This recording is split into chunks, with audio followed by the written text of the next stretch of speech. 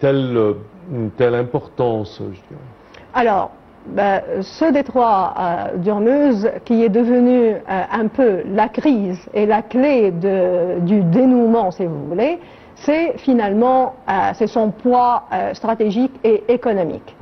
Parce que on parle de entre 15 et 20 millions de barils qui passent par le détroit, oui, soit entre 20 et 30% donc de la production mondiale qui vend. Ça, c'est le pétrole tout simplement. Il y a certainement le gaz naturel. Il y a deux chiffres. Il y a un chiffre qui porte ou qui concerne donc le pétrole brut et les produits dérivés ou les produits raffinés, si vous voulez, voilà, raffinés.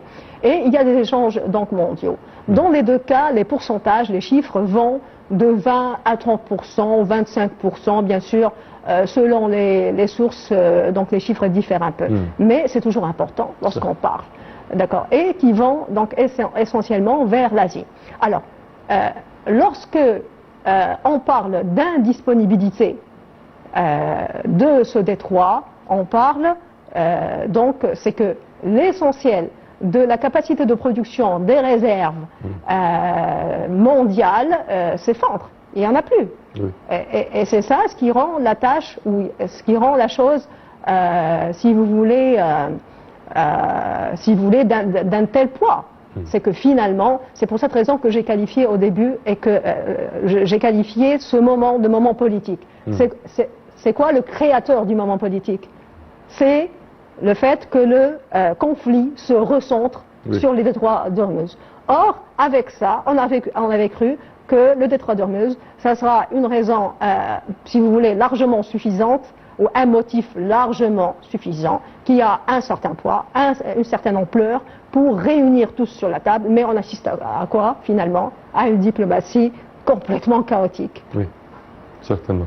Certainement. L'Iran peut-elle réellement maintenir le détroit fermé ou limité sans s'exposer à une confrontation militaire directe avec les États-Unis, selon vous? Alors, l'Iran ne pourra pas à vie ou définitivement maintenir le détroit fermé. Économiquement, ça sera pas, ce n'est pas le cas. Elle ne peut pas pour longtemps. D'accord.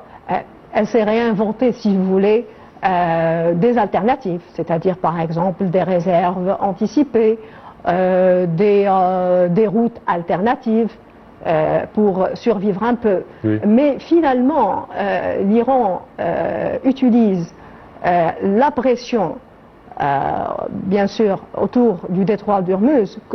Donc, si vous voulez, elle utilise le détroit d'Ormuz comme pression. Et non pas comme un levier de résistance éternelle. Non, elle ne peut pas tenir.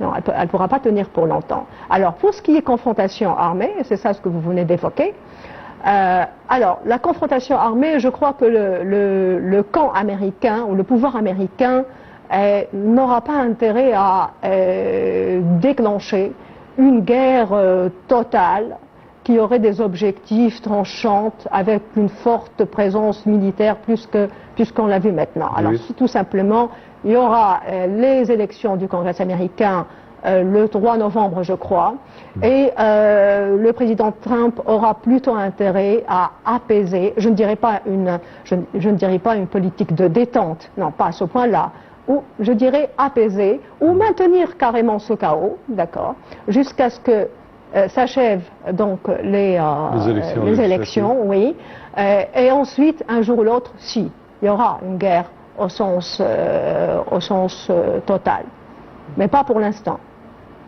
Maintenant, j'estime que les États-Unis d'Amérique essaieraient de maintenir ce chaos, ce statu quo, d'accord, jusqu'à novembre. En parlant de ce scénario,